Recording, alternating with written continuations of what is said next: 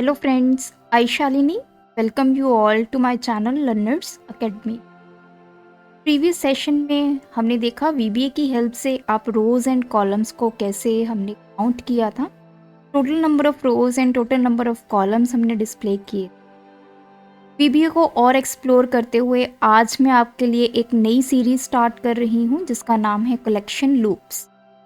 VBA की already 3 series launch हो चुकी हैं, introduction series, variable series and the third one is loops. इन तीनों सीरीज में मैंने आपको एक प्रॉपर सीक्वेंस में वीडियोस बना के दी जिसमें आपको डिटेल में पता चलेगा कि वीबीए में काम कैसे होता है। ये 4th सीरीज़ है हमारी कलेक्शन लूप। अगर आपने इससे पहले वो सीरीज़ नहीं चेक की हैं तो प्लीज़ जाकर पहले वो सीरीज़ देख लीजिए ताकि आपको जो कंसेप्ट है वो बिल्कुल क्लियर हो जाए। इस सीरीज़ में आज हम बात करेंगे एक नई वर्कशीट को ऐड करवाने की थ्रू वीबीए। देखिए, जब भी हम एक्सेल में काम करते हैं तो हमें शीट्स की जो रिक्वायरमेंट है वो पड़ती है। अगर आपने एक नई शीट ऐड करवानी है तो जो नीचे ये प्लस का सिंबल है आप उस पर क्लिक कर देते हैं और आपकी एक नई शीट ऐड हो जाती है। या फिर सेकंड मेथड है कि आप एक शीट के ऊपर राइट क्लिक करते हैं और यहाँ पे आपको ऑप्शन मिल जाती है इंसर्ट की। तो इंसर्ट में आप यहाँ पे वर्कशीट पे क्लिक करेंगे, ओके करेंगे तो देख सकते हैं थर्ड शीट जो है वो ऐड हो जाए। तो इस वीडियो में मैं आपको बताऊंगी कि वीबीए कोड की हेल्प से आप एक शीट को कैसे इंसर्ट करेंगे। तो चलिए इस ट्यूटोरियल को सीखते हैं और आप एंड तक इस वीडियो में मेरे साथ बने रहिए कि जो एक्सेल वीबीए सीखना चाहते हैं उनके लिए ये ट्यूटोरियल बहुत ही इम्पोर्टेंट है।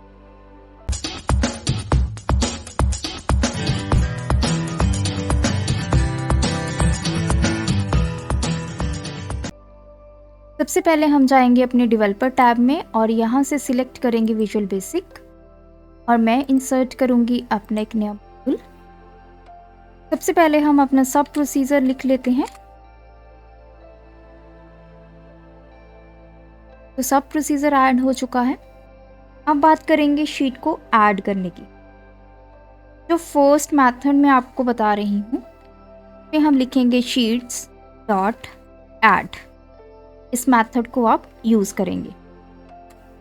जैसे ही मैं स्पेस दूंगी आप देख सकते हैं 3 चीज़ें मेरे पास हैं, before, after, count, type age, object. तो इसका मतलब क्या है? क्योंकि जब भी हम एक शीट को इंसर्ट करते हैं तो जो आपकी करंट शीट होती है या तो आपकी शीट उससे पहले ऐड होगी या फिर उसके बाद में ऐड होगी। तो सबसे पहले हम बिफोर और आफ्टर का कंसेप्ट समझते हैं। तो देखिए, अभी हम प्रेजेंटली बिफोर वाले पैरामीटर पे हैं क्योंकि ये बोल्ड है। जैसे यहाँ पे मैं कॉमा लगाऊंगी आप देख सकते हैं हम पहुँच गए हैं इस पैरामीटर पे। फर्स्ट पार्ट हम स्किप कर चुके हैं बिफोर वाला, अब हम पहुँच गए हैं सेकंड पैरामीटर पे, दैट इज आफ्टर।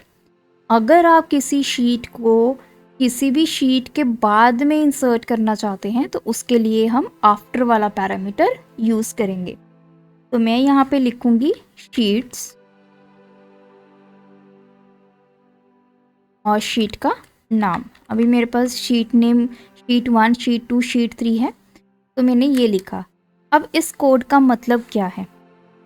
इसका मतलब है कि मैं एक नई शीट ऐड करने वाली हूँ और वो शीट ऐड कहाँ पर होगी? अगर मैं कॉमा के बाद देखूँ तो वो शीट ऐड कहाँ पे होगी? आफ्टर, क्योंकि हमने कॉमा वाला पैरामीटर अप्लाई किया है और फर्स्ट शीट 1 के बाद वो शीट जो है वो ऐड होगी। अगर मैं इस कोड को रन करके दिखाऊं तो अभी आप यहाँ पे देख सकते हैं शीट 1 के बाद है शीट 3 और उसके बाद है शीट। तो शीट 1 के बाद हमारा एक नई शीट ऐड हो जाए। तो अभी मैंने इसको रन किया तो देखिए शीट 1 के बाद हमारी शीट नंबर 4 जो है वो आ चुकी, क्योंकि ऑलरेडी हमारे पास 3 शीट्स थी। ये तो है फर्स्ट मेथड इस चीज़ को लिखने का। अगर मुझे किसी शीट से पहले कोई शीट ऐड करनी है तो मैं लिखूंगी शीट्स डॉट ऐड और जैसे ही मैं यहाँ पे स्पेस करूँगी तो देख सकते हैं फर्स्ट वाला पैरामीटर इसका हाईलाइट है। तो मुझे किसी से पहले बिफोर किसी शीट से पहले कोई शीट ऐड करनी है तो मैं यहाँ पे सीधा लिखूंगी शीट्स और ब्रैकेट में का नाम। तो मुझे शीट 4 से पहले एक शीट को ऐड करवाना। तो अभी ये फर्स्ट स्टेटमेंट को मैं कमेंट कर देती हूँ, अदरवाइज एक और शीट ऐड हो जाएगी। तो इसको मैं यहाँ पे करूँगी रन। तो क्लियरली देखिए शीट 4 से पहले मेरी एक नई शीट ऐड हो चुकी है, दैट इज शीट 5। अगर आप बिफोर एंड आफ्टर कीवर्ड्स भी लिखना चाहते हैं तो वो आप कैसे लिखेंगे? तो आप लिखेंगे शीट्स डॉट ऐड। अगर आपने किसी शीट के बाद करवानी है तो after, then colon equals to, फिर आप लिखेंगे शीट्स और ब्रैकेट में वो शीट का नाम जिसके बाद आपने कोई नई शीट को ऐड करवाना है। तो मैं शीट 5 लिख देती हूँ यहाँ पे, और ये फर्स्ट स्टेटमेंट को मैं कमेंट कर देती हूँ।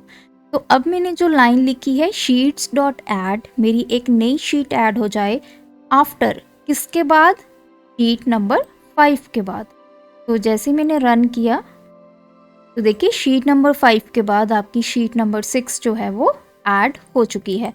और आपने देखा होगा जब भी एक नई शीट ऐड होती है तो वो ऑटोमेटिकली क्या होती है, साथ ही में सिलेक्ट भी हो जाती है। तो अब बात करेंगे कि यहाँ पे तो मैंने शीट का नाम लिखा है, आप शीट का रेफरेंस भी दे सकते हैं। जैसे कि ये जो शीट 1 है ये 1 नंबर शीट है, देन शीट 5 जो है ये 2 नंबर है, शीट 6 जो है 3 नंबर है। तो आप शीट 1 शीट 4 इनकी जगह पे इसका नंबर भी दे सकते हैं। तो नंबर आप कैसे लिख देंगे? तो आप लिखेंगे शीट्स डॉट ऐड। तो अगर मुझे आफ्टर ही करनी है तो मैं इस तरह से लिख सकती हूँ आफ्टर, या फिर बिफोर मैं आपको लिख के दिखा देती हूँ क्योंकि हमने बिफोर जो कीवर्ड है वो नहीं यूज़ किया यहाँ पे। बिफोर इक्वल्स टू, तो मैं यहाँ पे लिखूँगी शीट्स, मुझे किससे पहले एक शीट को एंटर करवाना है। तो देखिए अभी जो शीट 1 है ये मेरी फर्स्ट शीट है, इसका जो रेफरेंस है वो 1 है। तो यहाँ पे मैं लिखूँगी 1 और ब्रैकेट को क्लोज करूँगी। पहले वाले को हम कमेंट कर देते हैं। और अब आप देख सकते हैं शीट 1 मेरी फर्स्ट शीट है, तो इससे पहले बिफोर शीट 1 मेरी एक शीट जो है वो ऐड हो जाएगी। तो रन करेंगे इसको। तो जैसे मैंने रन किया तो देख सकते हैं यहाँ पे शीट 1 से पहले मेरी एक नई शीट ऐड हो गई, शीट नंबर 7, और वो ऑलरेडी क्या हो गई है, सिलेक्ट हो गई है। तो ये तो है कंसेप्ट बिफोर एंड आफ्टर का। तो दो तरीकों से इसको लिखा जा सकता है। अगर आपने बिफोर आफ्टर लिखना है तो ये भी आप अपने स्टेटमेंट में लिख सकते हैं। अगर आप बिफोर आफ्टर नहीं लिखना चाहते तो कॉमा की हेल्प से भी आप इसको लिख सकते हैं। और दूसरी तरफ आप शीट का नाम भी लिख सकते हैं और उसकी जगह पे उसका रेफरेंस नंबर भी दे सकते हैं। अब बात करते हैं थर्ड पैरामीटर की। अगर आपने यहाँ पे ध्यान से देखा होगा, जैसे मैंने शीट्स डॉट ऐड करके स्पेस दी तो थर्ड पैरामीटर है काउंट। अब ये काउंट किसके लिए यूज होता है? तो देखिए कई बार क्या होता है कि हमें मल्टीपल शीट्स को यहाँ पे ऐड करना होता है, तो इन स्टेटमेंट्स की हेल्प से तो सिर्फ एक शीट ही ऐड होती है, वो भी किसी ना किसी शीट से पहले या किसी शीट के बाद में। अगर मुझे मल्टीपल शीट्स अपने ऐड करवानी है, 3 करवानी है, 5 करवानी है, 10 करवानी है एक साथ, तो उसके लिए हम यूज करते हैं काउंट। तो वो कैसे होगा? तो आपने यहाँ पे लिखना है शीट्स डॉट ऐड, उसके बाद अगर मुझे आफ्टर करना है तो ये बिफोर वाला पार्ट मैं यहाँ पे एम्प्टी छोड़ूंगी, कॉमा लगाऊंगी। तो अब हम आफ्टर वाले पैरामीटर पे हैं, मतलब जो भी शीट ऐड होगी वो आफ्टर होगी किसी शीट के। तो किस शीट के बाद में ऐड होगी? मैं लिखती हूँ शीट्स ब्रैकेट में। अब मैं चाहती हूँ कि शीट नंबर 7 के बाद में मेरे पास शीट्स ऐड हों।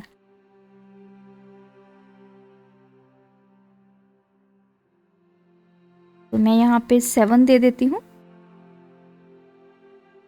तो तो ये तो हो गया आफ्टर वाला सारा, ये इतना पार्ट जो मैंने लिखा है ये आफ्टर का पार्ट है।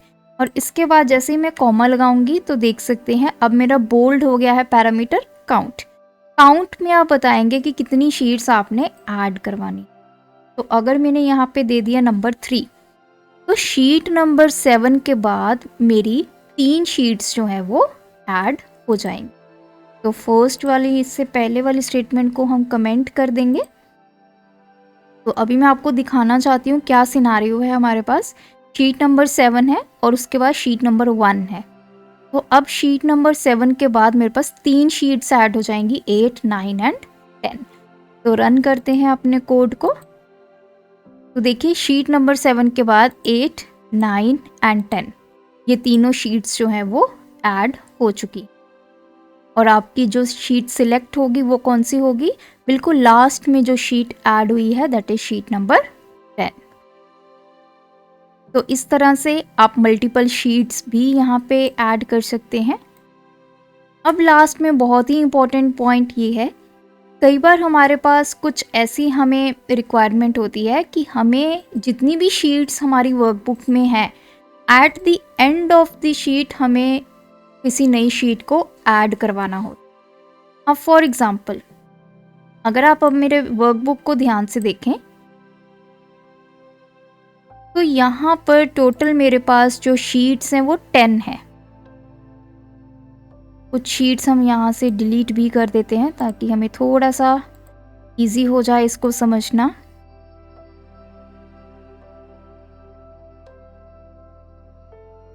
तो चलिए अब मेरे पास ये शीट्स बच गई हैं 7, 10, 5, 6, 4, 3, 2 और लास्ट वाली शीट को हम रीनेम कर देते हैं। इसको मैं दे देती हूँ XYZ। तो अब मेरी नेक्स्ट टास्क क्या है कि जब भी मैं अपनी शीट्स को ऐड करवाऊँ वो हमेशा XYZ के बाद में ऐड हो। तो इस केस में या तो आपके पास ऑप्शन है कि जहाँ पे आपने ये लिखा है आफ्टर, तो आप आफ्टर शीट्स XYZ भी लिख सकते हैं, उसका नाम लिख दीजिए, शीट नंबर 5 की जगह XYZ लिख दीजिए। अब फॉर एग्जांपल फ्यूचर में उसका नाम किसी ने चेंज कर दिया, XYZ की जगह ABC रख दिया, तो उस टाइम पे आपकी वो कमांड जो है वो रन नहीं करेगी। तो अब हमें यहाँ पे एक ऐसा मेथड सोचना होगा कि ऑटोमेटिकली VBA को पता चल जाए कि ये मेरी लास्ट शीट है और इस शीट के बाद मुझे शीट को इंसर्ट करवाना है। तो उसके लिए कोड जो मैं आपको बताने वाली हूँ वो सबके लिए वैलिड होगा। शीट्स डॉट ऐड, तो मुझे आफ्टर करवाना है तो इसलिए मैंने कॉमा डाल दिया, शीट्स। अब मैं यहाँ पे शीट नंबर देने की जगह पे, नहीं तो मुझे कोई भी शीट का नाम देना होगा या रेफरेंस देना होता है, मैं क्या करूँगी VBA से टोटल अपनी शीट्स को काउंट करवा लूँगी। मेरे पास 4 शीट्स हैं तो 4th शीट के बाद मेरी एक नई शीट जो है वो ऐड हो जाए। मेरे पास 10 शीट्स हैं, 10 शीट्स के बाद मेरे पास जो नई शीट है वो ऐड हो जाए। तो उसके लिए मैं लिखूँगी शीट्स डॉट काउंट। और अगर आपने 2 शीट्स ऐड करवानी है तो मैंने लिख दिया 2। तो इसको समझते हैं कोड को। शीट्स डॉट ऐड, मेरी शीट्स ऐड की जाएं कहाँ पर, आफ्टर, किसके बाद, इसके बाद। अब ये क्या है, शीट्स डॉट काउंट, टोटल उसने शीट्स को काउंट कर लेना है। जितनी शीट्स होंगी, 4 शीट्स होंगी तो यहाँ पे 4 वैल्यू आ जाएगी, तो 4th शीट के बाद मेरी 2 शीट्स जो है नई वो ऐड हो जाएंगी। 10 शीट्स होंगी तो यहाँ पे वैल्यू 10 आ जाएगी और 10 के बाद मेरी जो 2 नई शीट्स हैं वो क्या हो जाएंगी, ऐड हो जाएंगी। तो देखिए अभी जो प्रेजेंटली मेरे पास शीट ये हैं, शीट नंबर 7, 10, 5, 6, 4, 3 एंड XYZ। तो टोटल कितनी शीट्स है, 1, 2, 3, 4, 5, 6 एंड 7। तो यहाँ पे जो काउंट की वैल्यू आएगी रिटर्न होगी दैट विल बी 7। तो इंडेक्स 7 पर मेरी कौन सी शीट पड़ी है, XYZ। तो XYZ के बाद हमारी कितनी शीट्स आ जाएंगी, 2 शीट्स आ जाएंगी। तो इसको रन करके देखते हैं। ठीक है, मैंने रन कर दिया है। तो आप देख सकते हैं जैसे मैंने XYZ के बाद शीट्स ऐड करवाई, तो sheet number 12 and sheet number 11 जो है वो दोनों यहाँ पे इंसर्ट हो चुकी।